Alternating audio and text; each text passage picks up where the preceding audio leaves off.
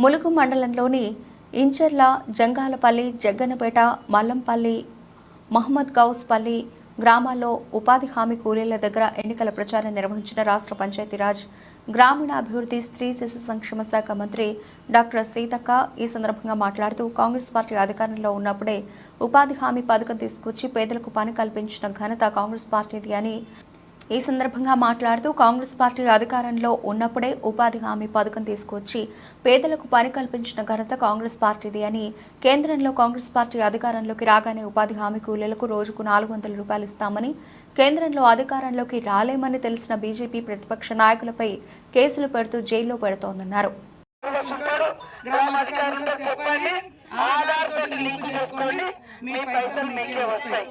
అదేవిధంగా election code ఉంది కాబట్టి ఇళ్లకు ముగ్గు వేయలేదు.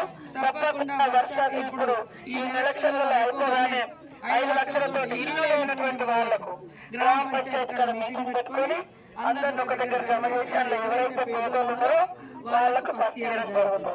ఈ చెరువులకు కూడా ఖచ్చితంగా దేవాదుల నీళ్లు మన నీళ్ళు రాకుండా అప్పటికప్పుడు మరి అక్కడ 3 చక్కలుగా మన కొట్టించి కొంతవరకు నీళ్లు మన పంటలకు కుడిపించినాం.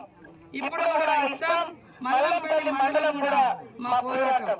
ఎందుకంటే అన్ని అక్కడ పెండింగ్ ఉన్నాయి, ఎలక్షన్లు వచ్చినాయి. గత ప్రభుత్వం దాన్ని ఒట్టిగా జీవో ఇచ్చింది ఎలక్షన్ల ముందు, కానీ దాన్ని జీవో గెజిట్ చేయలేదు. అదంతా కూడా రెడీ చేసి ప్రచురణ చేయబోతున్నాం. ప్రచురించి తర్వాత అభిప్రాయాలు తప్పకుండా మన సీఎం రేవంత్ రెడ్డి గారు కూడా గతంలో ఒప్పుకున్నాం. మీరేం ఆందోళన చెందొద్దు, చేస్తాం. కెనాల్ పాయింట్ పక్క, ఎందుకంటే ప్రతి ఎకరానికి నీళ్లు రావాలి.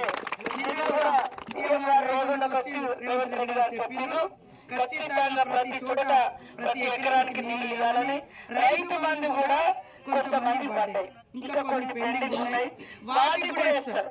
ఎందుకంటే మనం రాగానే ఇప్పుడు 29,000 కోట్లు అప్పులకు వడ్డీ కట్టాడు.